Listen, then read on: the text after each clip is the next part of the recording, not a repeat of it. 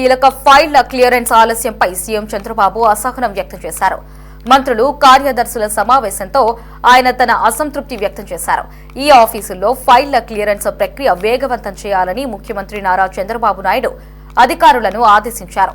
ఫైళ్లు ఎక్కడ క్లియర్ కాకుండా ఆగిపోతున్నాయనే దానిపై కార్యదర్శులు, శాఖల విభాగాధిపతులు సమీక్ష చేసుకుని ఆలస్యానికి గల కారణాలు తెలుసుకుని వాటిని తొలగించి ఫైళ్లను త్వరగా పరిష్కరించాలని సూచించారు.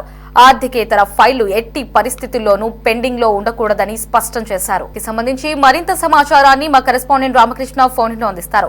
రామకృష్ణ, చెప్పండి, కీలక ఫైళ్ల క్లియరెన్స్ ఆలస్యంపై సీఎం చంద్రబాబు తీవ్ర అసహనం వ్యక్తం చేసినట్లు తెలుస్తోంది. పూర్తి అప్డేట్స్ ఏంటి? ఈరోజు సచివాలయంలో అటు కార్యదర్శులతో పాటు మంత్రులతోటి ముఖ్యమంత్రి చంద్రబాబు సమీక్షా సమావేశం నిర్వహిస్తా ఉన్నారు. ప్రధానంగా ఈ వివిధ శాఖలకు సంబంధించినటువంటి వాళ్ళ శాఖల్లో జరుగుతున్నటువంటి డెవలప్మెంట్ల మీద పూర్తి స్థాయిలో ఆయన సమీక్ష జరుపుతా ఉన్నారు. సంపద సృష్టించి పేదలకు పంచాలని ఏపీ ముఖ్యమంత్రి చంద్రబాబు చాలా స్పష్టంగా ఈ సమావేశంలో పేర్కొనడం జరిగింది. సమర్థ నాయకత్వం ఉంటే అభివృద్ధి సాధ్యమవుతుంది అన్నటువంటి అభిప్రాయాన్ని కూడా ఆయన వ్యక్తం చేశారు.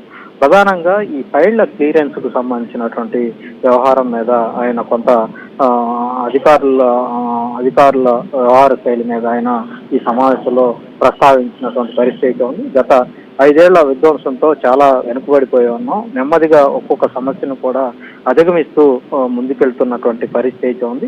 గత 6 నెలల పాలనలో 12.94% వృద్ధి రేటు కనపడుతుందని అభిప్రాయం వ్యక్తం చేస్తూనే ఫైళ్ల పరిశీలనలో మరింత వేగం పెంచాల్సినటువంటి అవసరం ఉందన్నటువంటి అభిప్రాయాన్ని కూడా ముఖ్యమంత్రి చంద్రబాబు వ్యక్తం చేశారు.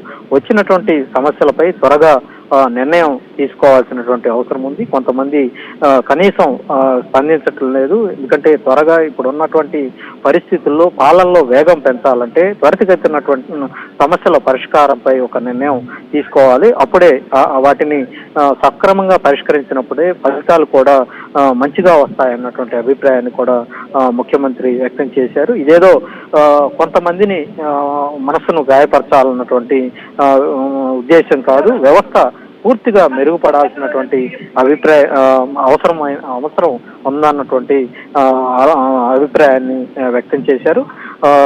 రేపటికి అంటే ఈ ప్రభుత్వం ఏర్పడి 9 నెలలు పూర్తి కావస్తుంది.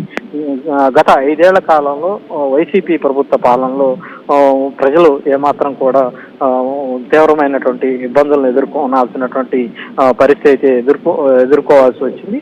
అయితే ఈ ప్రజలు ఎంతో నమ్మకంతో ఈ ప్రభుత్వానికి అధికారాన్ని ఇవ్వటం జరిగింది. వాళ్ళ యొక్క విశ్వాసాన్ని మనం కోరగొనాల్సినటువంటి అవసరం ఉన్నటువంటి నేపథ్యంలో ఈ ప్రభుత్వం వైపు నుంచి కూడా అధికారులు ఒక సవాలుగా తీసుకొని సమస్యల పరిష్కారానికి కృషి చేయాలన్నటువంటి అభిప్రాయాన్ని కూడా ఆయన వ్యక్తం చేశారు. ఇప్పటికే 7 శ్వేతపత్రాలను విడుదల చేశాం.